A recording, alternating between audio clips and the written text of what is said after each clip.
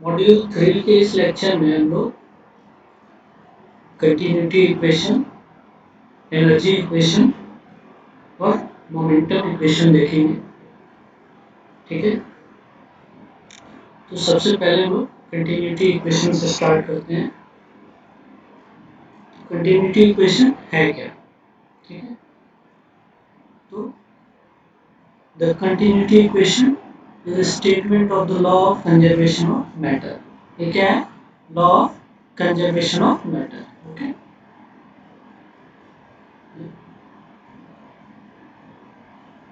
Continuity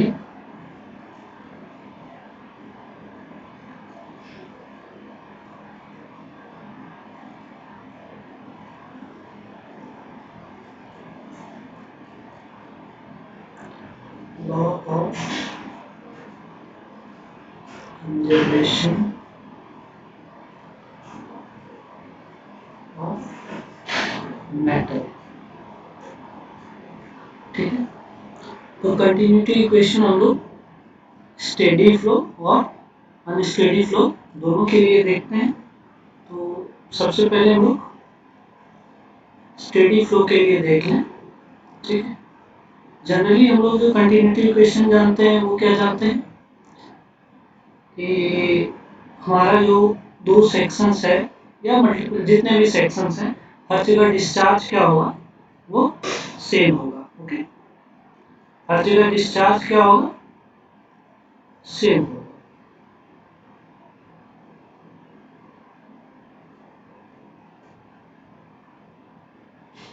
तो ये जो हमारा हर जगह डिस्चार्ज सेम होगा, ये वाला जो स्टेटमेंट है, ठीक है, वो बिल्कुल सिंपल फॉर्म में, अपने सिंपल फॉर्म में क्या है? वो स्टेडी फ्लो का कंटिन्यूटी इक्वेशन है। ओके, तो स्टेडी फ्लो में क्या होता है कि जो डिस्चार्ज होता है अलग अलग सेक्शंस पे, वो क्या होता है? सेम होता है। Okay,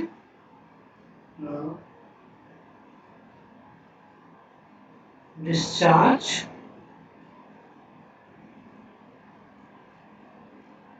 past various sections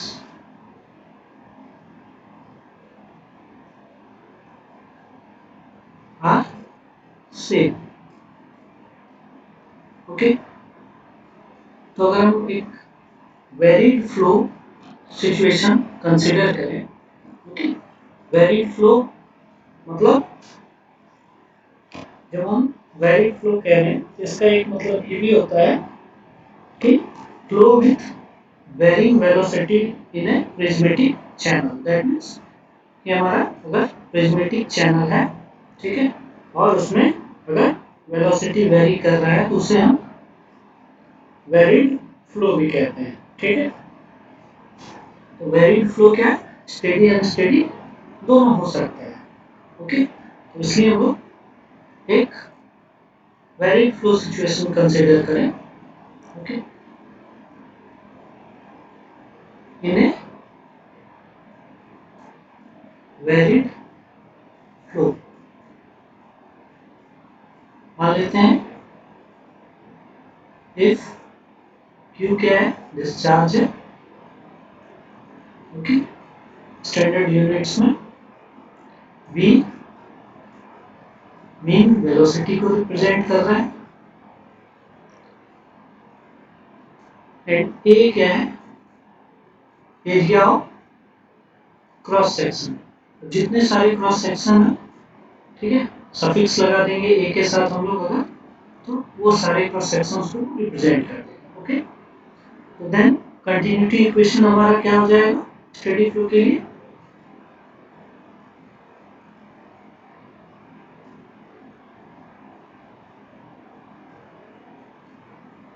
Q equal to V. ठीक है, अगर बहुत सारे सेक्शंस हैं तो V1 A1, V2 A2, V3 A3 and so on। Okay, this is the continuity equation for steady flow। Okay, अब अगर हमारे पास वेलोसिटी डिस्ट्रीब्यूशन गिवन है तो हम लोग डिस्चार्ज क्या कर सकते हैं, इंटीग्रेशन के थ्रू हम लोग टोटल डिस्चार्ज फाइंड आउट कर सकते हैं। ठीक है,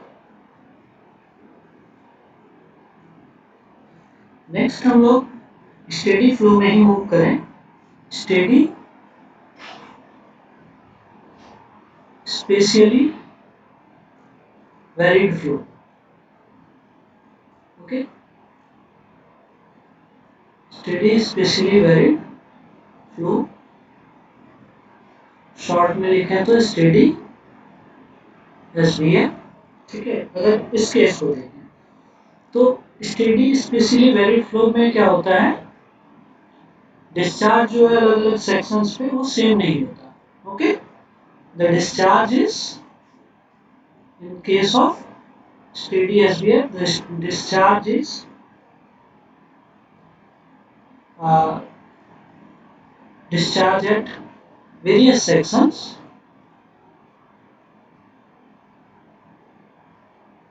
are not same। ठीक है, ये क्यों होता है, तो इसके लिए चलो हम लोग एक SVF कंसिडर करेंगे विथ इंक्रीजिंग डिस्चार्ज। ठीक है, तो कंसिडर कर रहे हैं लोग, consider an SVF with increasing discharge।